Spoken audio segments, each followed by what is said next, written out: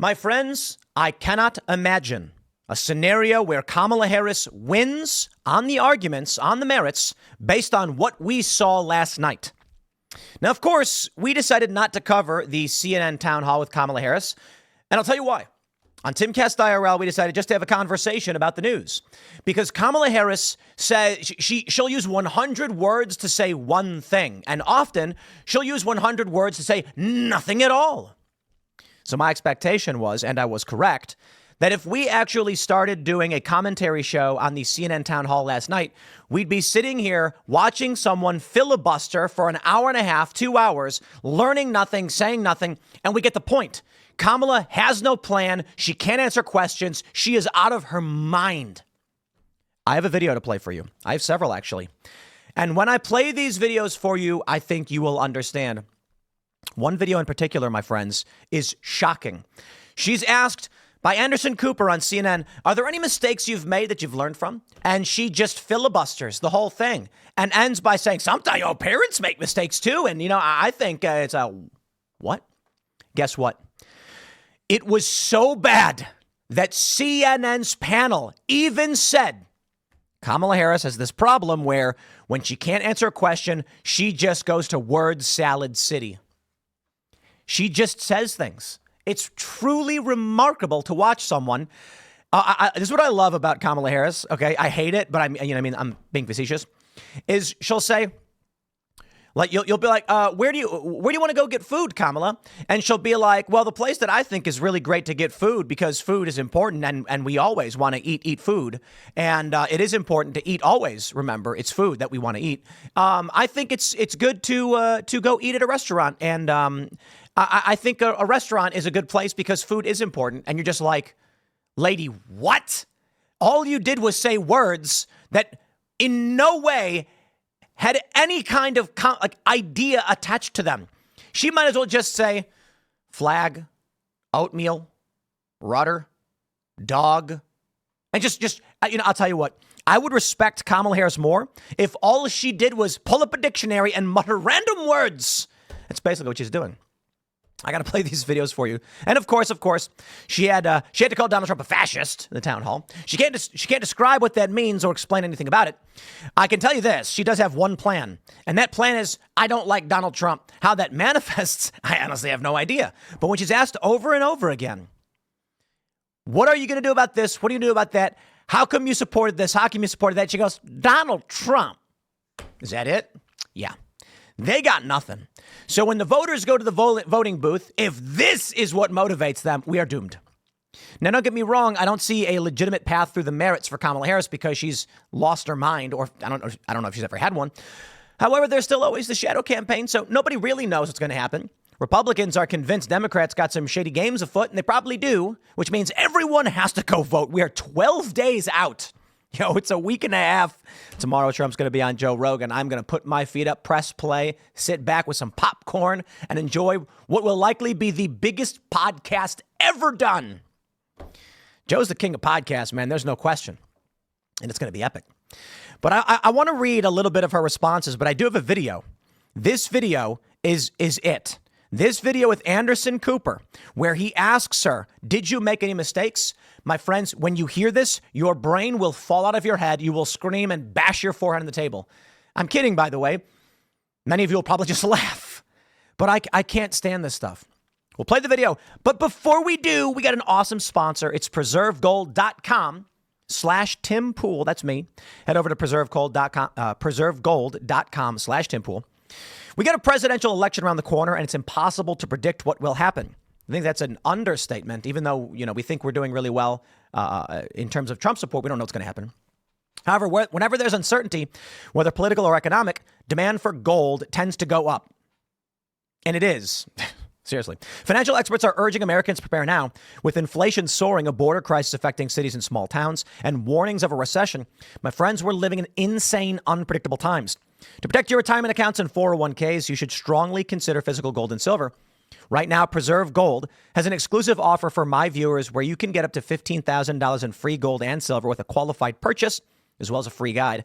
Text TIM to 50505 to learn more or visit preservegold.com/Tim Pool. Preserve Gold has hundreds of 5-star reviews, millions of dollars in trusted transactions with happy clients. And, I just want to say, I'm particular on the sponsors that we do. I'm a fan of gold and silver. I have some myself. I won't say how much. It's not like I'm Scrooge McDuck over here, but I will say, hey, I'm the guy who talks about impending doom following this election. I don't know exactly what will happen. I don't know. People think civil war means there's going to be two armies marching towards each other. Honestly, I have no idea.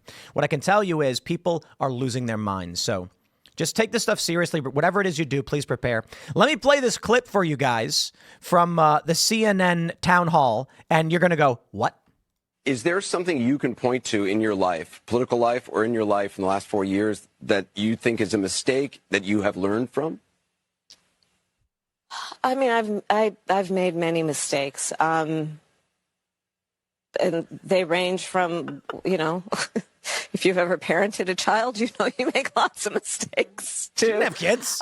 In my role as vice president, I mean, I've probably worked very hard at making sure that I am well versed on issues, and I think that is very important. It's a mistake not to be well versed on an issue and feel compelled to answer a question.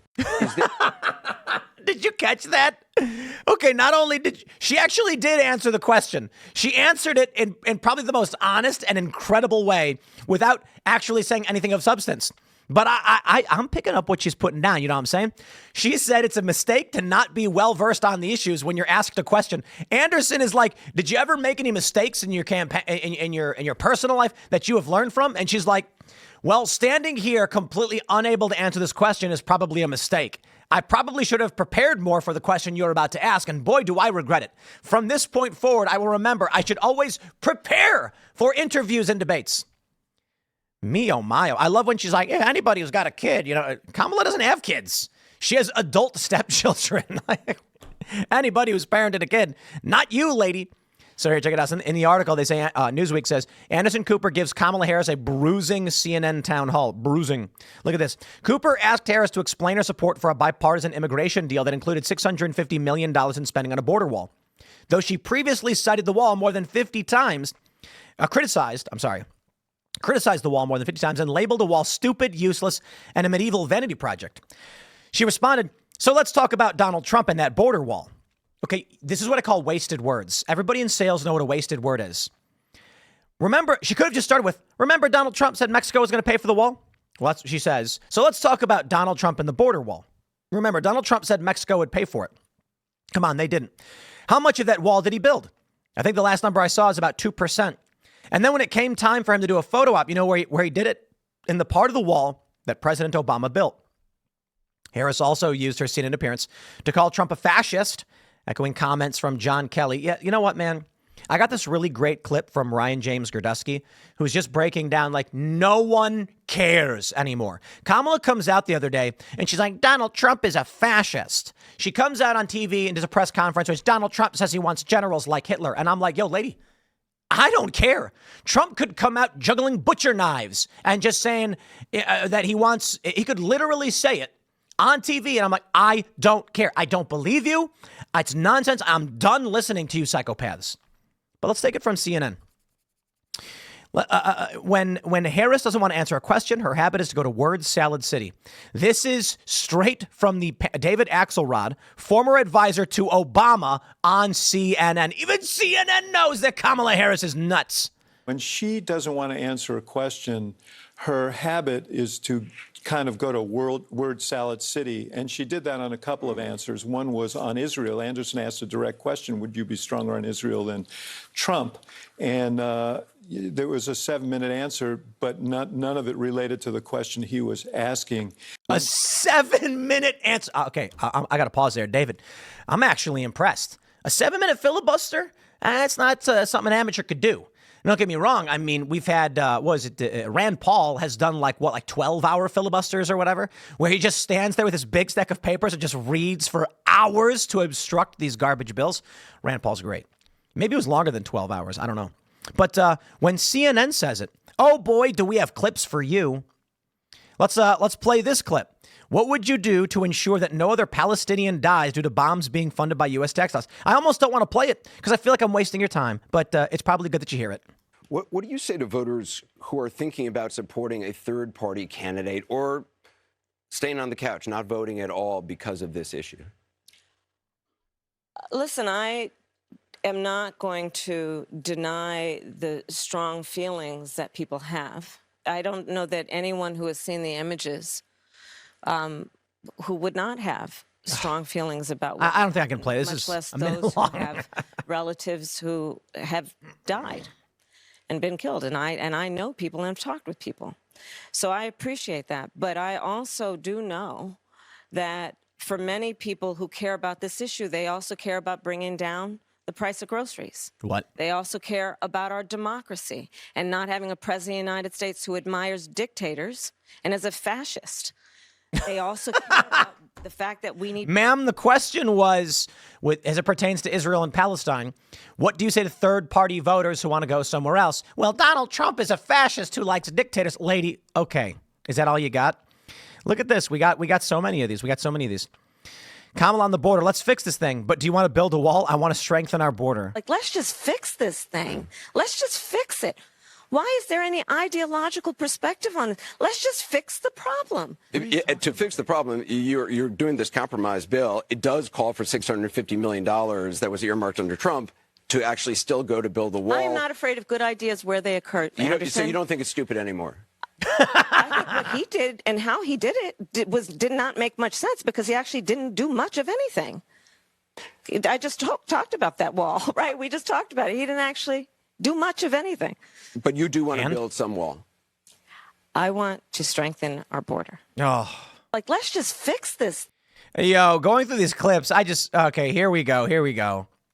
Oh, he got another one. Charles Down says, during her CNN town hall, Kamala says, America's immigration system is broken. We need to prioritize securing the border. Sadly, Kamala must believe voters have too little intelligence to grasp the simple fact that as borders are, her job was to secure the border. Kamala and her Dems understand her border policy is an unpopular disaster. That's why PA Senator Bob Casey and other battleground state senators facing re-election run every time they are asked about border czar Harris.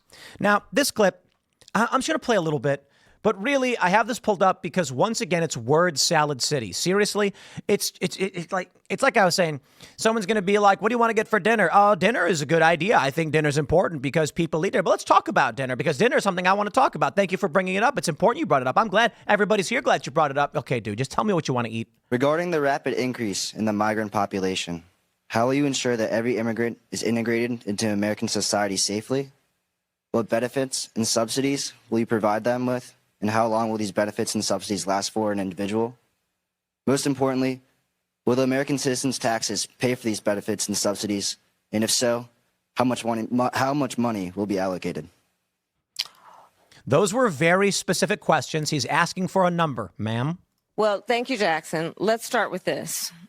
America's immigration system is broken and it needs to be fixed. That's not an answer. And it's been broken for a long time. And part of what we need to do is always prioritize what we need to do to strengthen our border. What we need to do is always prioritize what we need to do. Yo, she legit said, what we need to do is always prioritize what we need to do. I will tell you, I'm the only person in this race among the two choices that voters have. I've personally prosecuted transnational criminal organizations. And? That's not what he asked. He said, are we going to integrate migrants? How much will it cost? And are we paying for it? And she's like, I'm going to arrest gangs. Okay, maybe you did that, but let's just make sure we always prioritize what it is that we need to always prioritize. The trafficking of guns, drugs, and human beings. I have spent a significant part of my career making sure that our border is secure and that we do not allow criminals in. And we don't allow that kind of trafficking to happen and come into our country. And as my opponent has proven himself, he would prefer to run on the problem instead of fix the problem. She literally went nowhere near an answer there. It's like, what time is it? You know, let's talk about the time because we should always be talking about what time it is so that we know what time it is. And I'm the only one up here with a clock. Now, my clock is up. Actually, I have a clock right in front of me. It's an evasion digital clock that I use to keep track of segment time and show times and things like that so that I'm able to see what the time is. And it's important that we know what the time is. Now, you're asking me what the time is, and I didn't answer, and I'm not going to. Thank you, and have a nice day. Yo, this is wild. I got too many of these clips. Oh, no. Look at this one. We got another one. I may not have the answer as soon as you ask it about a specific policy because I'm going to research it. I'm kind of a nerd. Check this out. So I may not be quick to have the answer as soon as you ask it about a specific policy issue sometimes because I'm going to want to research it. I'm going to want to study it. I'm kind of a nerd sometimes. So I may not. Yo, when they asked Donald Trump if he was going to repeal Obamacare, what would he do? Does he have a plan? He says, well, we have concepts of a plan. But he said, we're not going to get rid of it unless we do have something solid in place. And she made fun of him. She's like, concepts of a plan. The Democrats came out and said, Trump has concepts of a plan. Yeah, lady, you're like, I don't even have any kind of answer. Trump's being honest, and he's like, we have concepts of a plan. They're not going to get rid of Obamacare unless they have something that functions and works, and that makes sense. Certainly, I think that's a better answer than, I may not have an answer because I'm a nerd and I want to research the issue. Well, at least Donald Trump says, we do want to get rid of it, but we need a working plan first. So far, we only have concepts of a plan. Okay. Not a great answer, in my opinion, honestly, but I get it. He's not prepared. He basically said, we're not there yet. We're not there yet. This, oh, heavens me. I'm only halfway through. Here we go. Oh, no, we got more. Anderson Cooper on codifying Roe v. Wade. If it's not possible to codify in the House, what do? I think we need to take a look at the filibuster. Let me ask you, you've talked about codifying Roe v. Wade. That would obviously require 60 votes in the Senate, a majority of the House. That's a big leap. We don't have that yet. If that's not possible to codify it in the House, what do you do? I think we need to take a look at the filibuster, to be honest with you. Let me ask you. What? Dude, I'm loving this. Let me break this down in layman's terms. Imagine you said something like, Tim, we want to restore Friday pizza night. And then I just went, I got a car. You'd be like, what? Are you implying you're going to drive to get pizza? I mean, there's some potential. Are you saying you're going to go drive? What? I think we need to take a look at the filibuster. What about it? What does that have to do with Roe v. Wade? Okay, you need a majority to get these things passed. You're saying we're going to just fill up. Nothing's going to get passed under. What? These ladies nuts. Here we go. This one's easy. You've quoted General Milley calling Donald Trump a fascist. You yourself have not used that word to describe him. Let me ask you tonight, do you think Donald Trump is a fascist? Yes, I do. She called him a fascist earlier. We saw the clip. I do. Yes, I do. You know what I would have said if I was Anderson Cooper? Interesting. Can you define fascist? Can you explain to me the origins of the word, the term, and the ideology? What was the symbol of the fascists in Europe? Do you know anything about fascism? How did the economic system, how is it perceived to have worked? What's the difference between fascists and Nazis? Do you know the difference, or do you just lump them all together? Because the Democrats have called Trump Hitler and a fascist and Stalin. Yeah, The Atlantic said he's speaking like Hitler, Stalin, and Mussolini at once. That would make him a fascist communazi. These are three different ideologies, though they're all relatively similar in their authoritarianism. How fun. So the Trump campaign put out this ad. I kid you not, my friends. When Kamala Harris is asked what her weaknesses are, she goes, actually, I think it's a strength. No one asked you what your strength is. Perhaps a weakness, some would say, but I actually think it's a strength. Well, my weaknesses are actually strengths. Oh, yes, indeed. That's right, of course. There you go. Yep. I really do value having a team of very smart people around me. I work too hard. Work too hard care and too much, and care too much. I can be too invested in my job. Yeah. Perhaps a weakness, some would say, but I actually think it's a strength. It's a strength. I surround myself with very smart people. What? That's a weakness that you surround. This lady is out of her mind. Now let's take it up. Let's take a look at CNN panelist Ryan James Gerdusky. I think it's important to just play the clip for you guys. It is 2 minutes long, but hear what he has to say. I have a feeling that there are a number of voters who are hearing so many things about Trump. They're hearing the claims, they're hearing the statements, they're hearing about members of the cabinet saying no can do, no will do again. And then you hear Trump's campaign saying this is false. President Trump never said any of this. I mean, Trump, though, tonight praised authoritarian leaders. China's Xi, Russia's Putin. Listen to this. Can you imagine what President Xi, I got to know him very well. He's a fierce individual. He runs 1.4 How's that praise? an iron fist. Am I allowed to say he's smart? He's smart.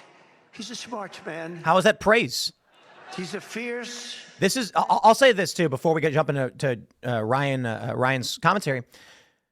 Democrats can't understand fact statements that are positive and praise. I think praise would be something like, I think what he does is good. He's successful, and I like what he's doing. Fact statement is to say, Lex Luthor is smart. Yeah, he's a super villain, but come on. And this is what the Democrats do. They say Donald Trump is a moron. He's an idiot. And I'm like, well, he's clearly not. Y'all need to read some Sun Tzu. You're underestimating your opponents way too much. So here we go. Many people have an issue with appraising of any kind of either of these two leaders.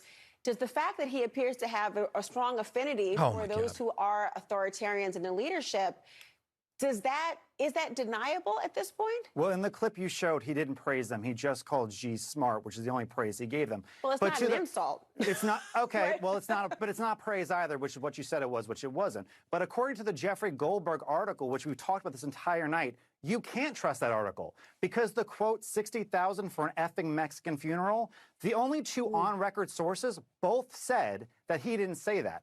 The only source is an anonymous source, and the family of the deceased soldier said that he was lovely to them, and in fact, they voted for Donald Trump today.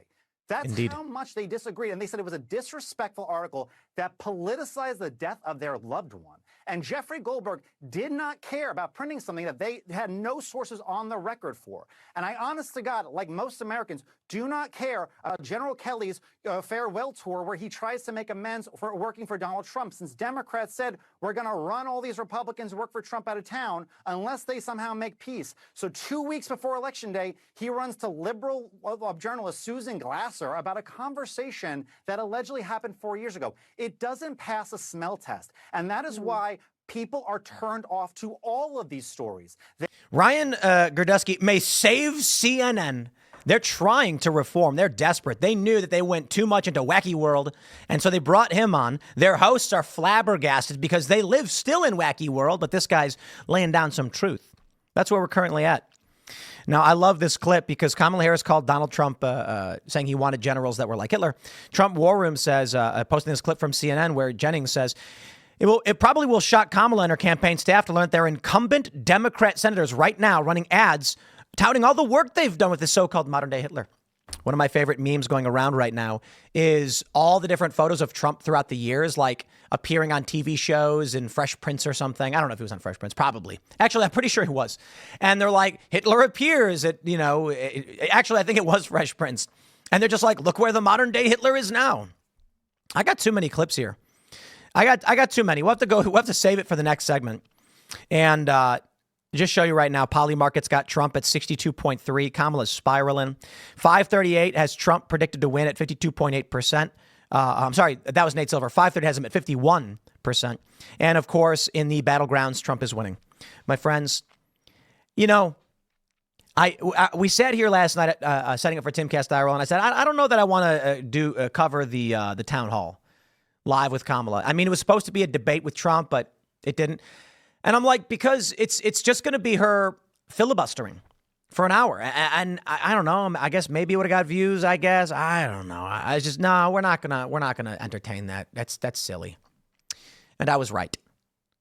So look, share this video with everyone you know. Share the show with everyone you know. Ask them to look at these clips and answer for them. Kamala Harris doesn't have answers to these questions. Look, just go to the first one that I played, where I'm going to play it one more time for you as we wrap this up. Is there something you can point to in your life, political life or in your life in the last 4 years, that you think is a mistake that you have learned from? I mean, I've made many mistakes. And they range from, if you've ever parented a child, you make lots of mistakes. Too. Your adult stepchildren. In my role as vice president, I mean, I've probably worked very hard at making sure that I am well versed on issues, and I think that is very important. It's a mistake not to be well versed on an issue and feel compelled to answer a question. She then later goes on to say, if I don't answer the questions, I'm a nerd and I want to do research. So it's a mistake you're actively making. Yo, this lady is nuts. Sorry. You know, if someone were to ask me, Tim, if any mistakes you've made in your life or in work that you think you've learned from, I'd say, heavens me.